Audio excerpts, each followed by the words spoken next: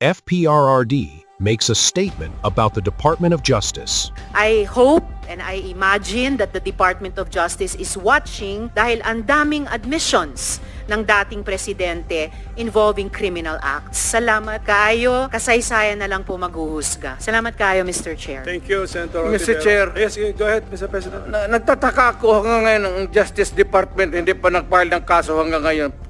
Katagal ako pumapatay ng tao hanggang ngayon hindi pa sila nakapile ng kaso. Mr. Chair, another addition to the list that's growing by the minute. Okay, for the record, Mr. President. Wala Mr. President, for the record, kasi may nagtanong din sa akin Wala. Huwag na tayo magdrama dito. Tapos yan na natin itong istorya na ito dito sa Pilipinas. For the record, Mr. President, wala. Kasi naawa ako dito sa mga pulis. Sa totoo lang, naawa ako sa mga pulis, pati sundalo. Kaya ako akin, mine and mine alone.